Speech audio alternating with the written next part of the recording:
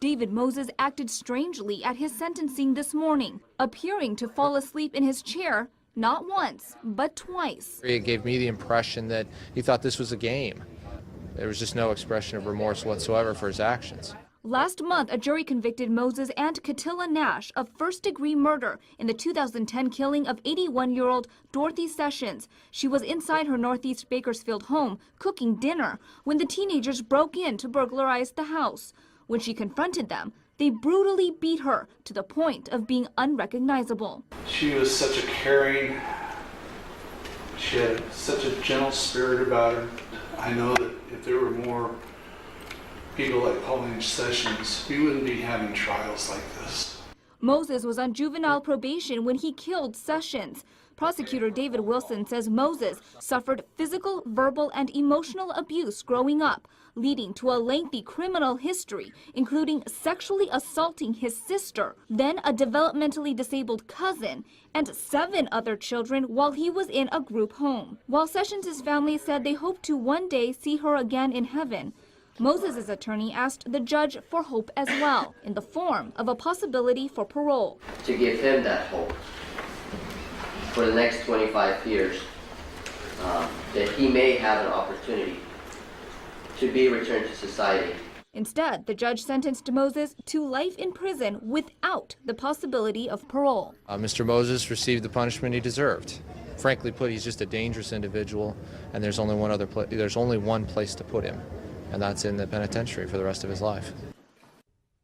As for the Nash sisters, Katila Nash's sentencing has been continued to next month. That's also when her sister, Angelique Nash, who was the lookout during the burglary, will begin the retrial of her case. In the studio, I'm Christine Den, 23 ABC. 562027, that the defendant shall serve a term of 3 years, which is the minimum on count 1 of that.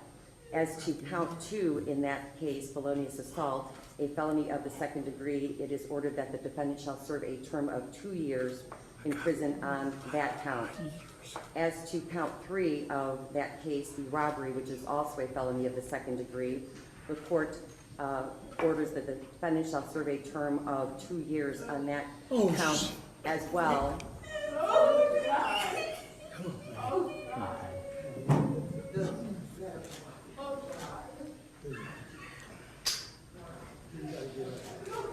I haven't finished yet. I haven't finished. Tony.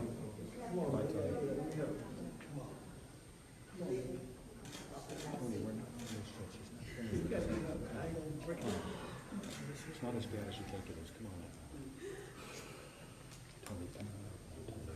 on. On the sole count of the indictment in case 564206, the felony of the 3rd degree, the court orders that the defendant shall serve a term of 9 months in prison on that count. All of these terms are going to be served concurrently, which means that the defendant is, in effect, going to spend 3 years in prison. As part of your sentence, Mr. Farmer, you are subject upon your release from prison to a period of post-release control to be supervised by the adult parole authority. On the felony of the 1st degree conviction, this is mandatory and is for a period of 5 years.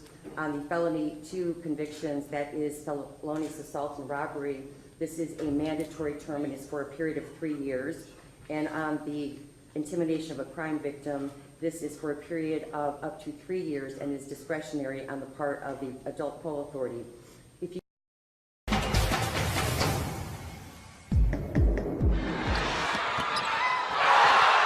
Tony Farmer's talent on the basketball court made the Garfield Heights High School senior one of the top college recruits in the country. The defendant shall serve a term of 3 years, which is the minimum. But the 18-year-old Farmer may have forfeited a scholarship and his